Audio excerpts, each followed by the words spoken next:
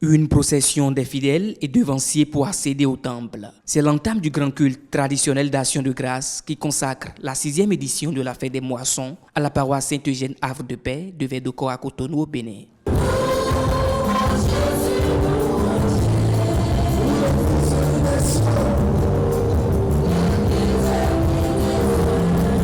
par la force du sang de Christ.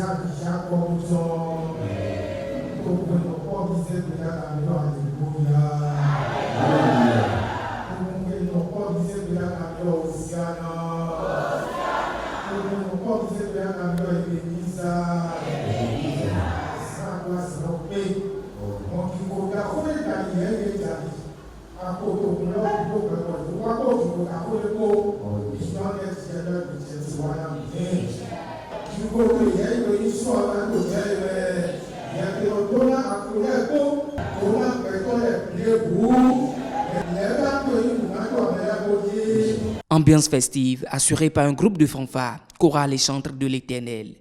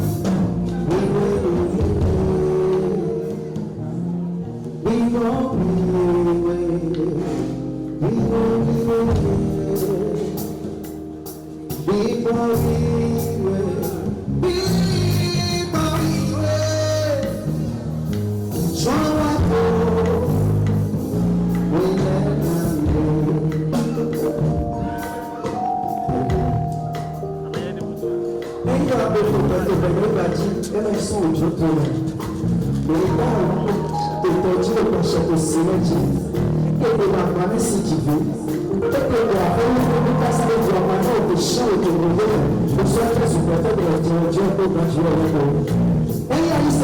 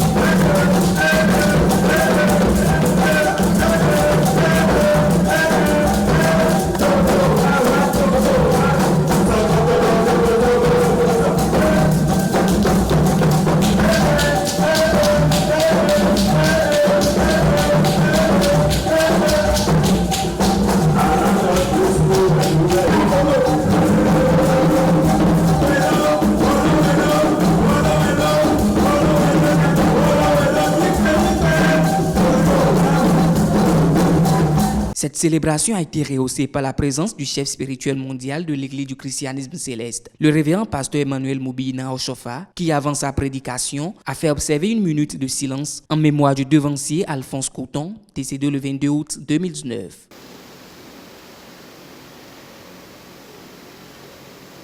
Seigneur Dieu d'amour, de miséricorde, en faveur de ton serviteur descendu à toi, à l'au-delà, à savoir dossier de ton Alphonse.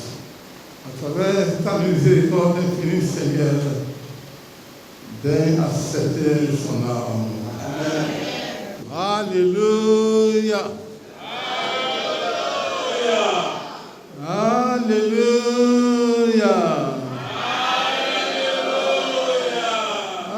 Alléluia. le Père éternel, Dieu de Chauffard, bénisse sa chorale, bénisse le peuple venu de toutes parts pour assister à cette grande fête de moisson. Le Dieu de Chauffard, que le Dieu de la moisson, qui vous bénisse abondamment.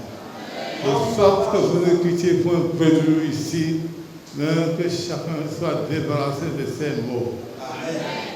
Quand l'Éternel Dieu parle, il faut trembler. Car Dieu est puissant et terrible. Il faut craindre Dieu dans toutes ses dimensions. Quelle est cette ordonnance que Dieu a délivrée aux enfants d'Israël? Dieu dit, vous me ferez la fête de tabernacle pendant 7 jours. Et c'est à travers cette fête que Dieu descendra nous bénir davantage. Bénir vos entreprises, bénir tous vos lieux de travail, bénir les fruits de vos œuvres, et le mal ne vous atteindra pas. Voilà l'ordonnance qui a été délivrée aux enfants d'Israël. Les enfants d'Israël d'aujourd'hui, c'est nous, enfants du Christ céleste. Mais as-tu préparé cette fête? Es-tu venu les mains vides dans la maison du Seigneur? Si vous prenez Deutéronome chapitre 16, verset 17, tous les mâles se présenteront devant moi et nul ne se présenteront les mains vides. Chacun donnera ce qu'il pourra selon les bénédictions de l'Éternel ton Dieu. Ouais. Lui pourra accorder. Donc, vous ne devez pas venir les mains vides dans la maison de l'Éternel. Chacun de vous doit contribuer à la joie de cette fête. C'est de là que l'Éternel Dieu, qui n'est pas un Dieu malheureux, mais un Dieu bénisseur, c'est de là qu'il descendra vous bénir amplement. Amen. Honore l'Éternel de tous tes biens. Avec tout ton ta prémisse et tout ton revenu. Alors tes greniers seront remplis d'abondance. C'est de là que nos greniers, tout ce que tu voudras, que tes villes sera rempli. Et tes cuves regorgeront de mou. Et ces cuves regorgeront de mou. Car Dieu n'est pas injuste.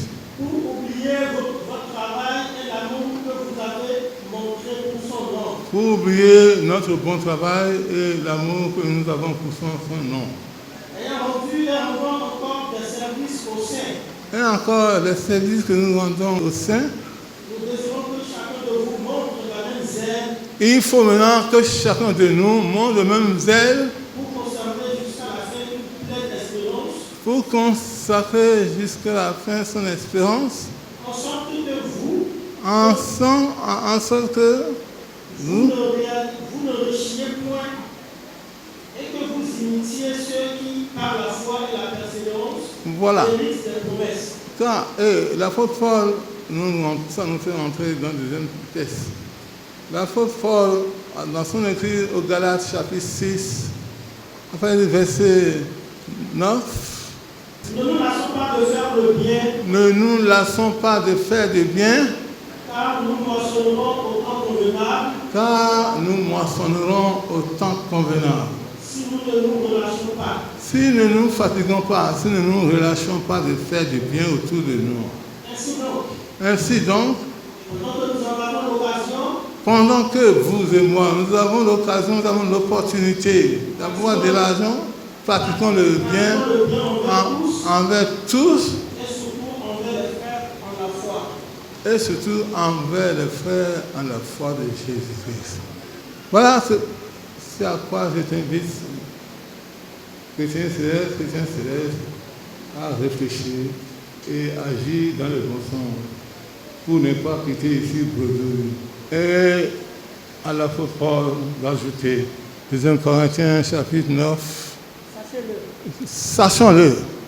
Celui qui sème peu moissonnera peu. Celui qui sème peu doit moissonner peu. Et celui qui sème abondamment moissonnera abondamment. Et celui qui sème abondamment recevra abondamment. Alléluia. Si vous donnez peu, vous recevrez peu. Alléluia. Vous voyez, Dieu n'est pas injuste. Pour rappeler nos œuvres, pour oublier nos œuvres, Dieu n'est pas injuste. Il écrit tout ce que nous faisons au jour le jour. Les 16 anges écrivent ça tous les jours. Trompe-t-on Dieu? Pas du tout. Qui peut tromper Dieu? C'est ça. Il faut marcher selon la justice de Dieu. Il faut semer selon la justice et moissonner selon la miséricorde. Comme il est écrit dans le livre de Osée, en son chapitre 10, verset 12. L'enfant de Dieu de l'Église Saint-Céleste, le Dieu de Shofar, qui saisit des cœurs, qui transforme vos cœurs en un cœur de joie, en un cœur de bonheur. C'est pourquoi le chant là est venu. Respondez,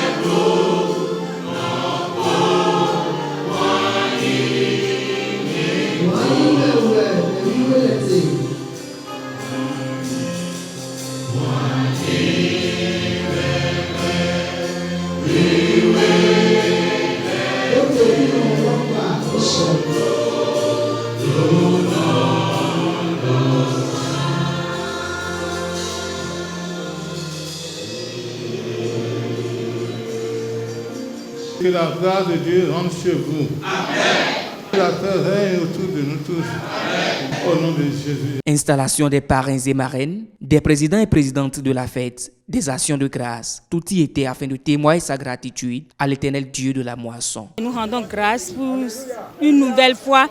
Cette fête a été vraiment merveilleuse. C'est ce que l'on cherchait au fait. Une fête avec beaucoup de vivacité, beaucoup de grâce, beaucoup de joie. Lorsqu'on assiste à une fête pareille, on a l'impression d'être au-dessus de quelque chose, de recevoir une grâce infinie. Nous rendons grâce à Dieu. Ça a été une réussite parfaite. Nos attentes sont atteintes et nous sommes très contents pour l'organisation puisque Dieu de Shofar est présent avec nous. L'église christianiste céleste, c'est une église de bénédiction. Et tout fidèle qui participe, qui apporte sa pierre à l'édifice, ce n'est pas seulement financier, reçoit toujours une bénédiction de plus. Ceux qui sont venus nous soutenir, nous ne pouvons que les remercier pour leur soutien moral et financier et pour avoir fait le déplacement pour nous assister. Nous les remercions sincèrement, sans aucun bord, que tous ceux qui sont venus soit béni de l'Éternel. Havre de Paix est une paroisse qui ne nous laisse pas quand nous sommes en joie, c'est-à-dire en fait des moissons. Nous avons fait les nôtres, ils étaient venus. À leur tour, il faudra que nous venions encore les assister. Et quand vous participez à ces fêtes, vos entreprises prospèrent, votre travail prospère. Tout ce que vous avez connaît toujours d'évolution et d'avancement. Et la famille aussi se sent en bonne et parfaite santé. Voilà, c'est pour cela que nous exhortons tous les chrétiens célestes et même tous les sympathisants qui n'aiment pas participer à ces genres de fêtes, désormais d'y participer. Comme ça, la divine bénédiction va se déverser sur eux. La joie m'anime, ma joie est débordée. Puisque j'ai vu le pasteur Emmanuel aussi, vraiment ça m'a donné la joie. Quand il y a fait de moisson quelque part, et nous sommes en vie, on doit y part, on doit faire part de ça, pour donner, pour montrer à Dieu que vraiment il nous a comptés parmi ses enfants. Nous ne sommes pas sur le lit d'hôpital, je vous remercie. C'est un moment très particulier pour moi. Personnellement, je suis arrivé depuis le jeudi, j'ai fait le premier jeudi avec eux, j'ai vu le staff qui était mis en place, l'énergie qu'ils avaient, la mobilisation qu'ils avaient, un grand chapeau à eux. Toutes mes félicitations à la paroisse Saint-Eugène et que je prie le Seigneur encore qui me donne la force et la mobilisation et l'énergie de pouvoir revenir dans ce si beau pays et fêter encore avec eux. C'est une institution, la fête de moisson. Et ça fait partie des 3 grands piliers institués par Dieu lui-même. Et à partir de ce moment-là, c'est une fête qui nous fait renouveler. Donc lorsque vous vous sanctifiez par rapport à la fête des moissons, eh bien Dieu lui-même, il apporte la sanctification et il réside avec vous. Alors si Dieu est avec vous, qui peut être contre vous? Voilà. Donc toute la bénédiction est là. C'est pourquoi nous échirons. Pour ceux qui ne l'ont pas fait, la fin de l'année s'approche, qui se rapproche très vite. Parce que c'est une convocation sainte. Alors si Dieu vous convoque, regardez qu'un procureur ou un commissaire vous envoie une convocation et vous refusez d'aller. Et lui viendra vous chercher avec la force. Et il dit que c'est une convocation sainte. Il faut qu'on écoute bien les Écritures et qu'on marche dans les Écritures. Et là, nous avons toutes les bénédictions. Je voudrais d'abord remercier le Seigneur qui nous a soutenus jusqu'à ce temps-ci pour participer à cette fête de moisson. Et dire merci à tous ceux qui sont venus pour pouvoir surmonter le nom de l'Éternel. Et enfin au pasteur qui est venu. Nous lui remercions pour avoir répondu présent à cette fête de moisson.